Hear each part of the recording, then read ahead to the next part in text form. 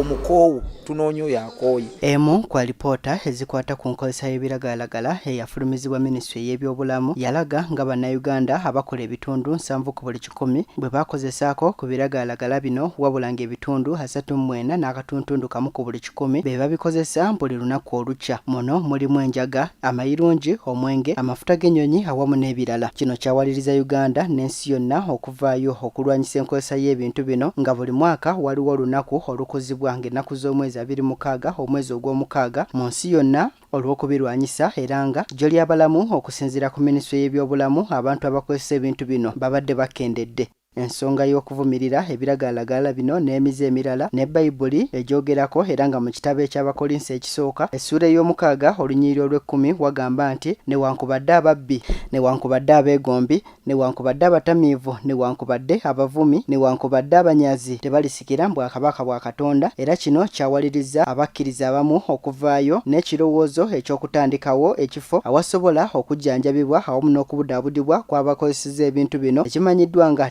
Dinamite Rehabilitation Centre nga bano bakulembeddwamu omutume Benson Kayondo. Tabaana okunywa enjaga kubeera mu bwamalaya bintu ebya bulijjo kanko ekyokulabira kati mu kitundu ky'ekireka waliwo kitundu mwe baagoba Namboole yayera ekitundu kiramba neegobawo abantu. Kati ekitundu ekyo mwalimu abantu bangi abalinamu obuyumba abalinamu ekyabamu bakyala basajja babalekera abaana.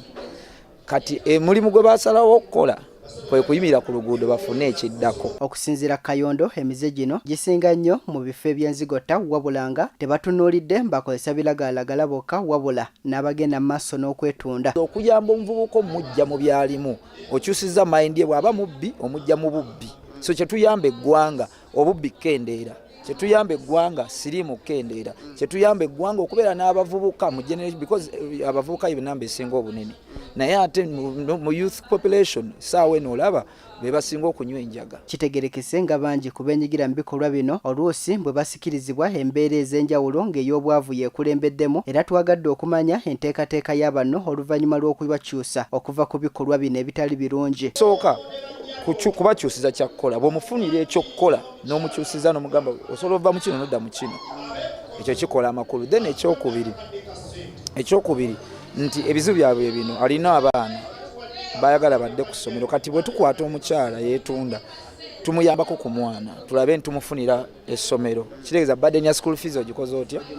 Kati akakodi akali okusooka kumwewulako mitawaanagi. Kanja Clinton omutuuze w'ekireka annyonnyodde embeera eri mu kitundu gye baagala okuteeka ekifo kino. Kubibakuŋŋaanya baasanga nga abantu abasinga awo abalinga ba landlords baali baafa ne baleka amayumba gaabwe maybe mu baana baabwe. Kati bwe bakuŋŋaaniranga awo ebbanga bwe ligenze likula mugenze musitukamu emize emirala ng'obwamalaya bwennyini, obutamiivu, obunywi bw'enjaga bwennyini bubadde mu kifo ekyo. Bishop Ivan Wanda agamba oboolyawo abantu ssekinoomu nga kw'otadde ne gavumenti basaanidde okusitukiramu okulaba ng'omuze guno gukomezebwa kubanga bataasa bingi ku biyinza otutuuka mu biseera by'eggwanga eby'omu maaso nga kino kiyambako n'okusitula obwakabaka bwa Katonda. Abaana abali ku biragala, abavubuka abato abali ku njaaye nabo beeyongedde naye ng'ate enjiri tugibuulira tukizuula n'enjiri eno tegenze gye bali. Ffe twagala badde gye tuli naye tegenze gye bali ate nga Yesu yagendanga gye bali. Okwogera bino bano baadde batongoza okusonda ssente ez'okuzimba ekifo kino awagenda obudabudibwa abantu abakoseddwa embeera zino ekimanyiddwa nga Dinamite Rehabilitation Centre nga kino kisuubirwa okutandikibwa mu mwezi ogwa Novemba era ng'abantu ab'enjawulo bavuddeyo okutoola ssente nga kwe kuli ne banka eya I&M. The only way we can support them to come out of this, first of all, the habit, to come out of the habit and get a better life. For the children to be able to go to school, the only way we can do this is to partner with the Dinamite Church.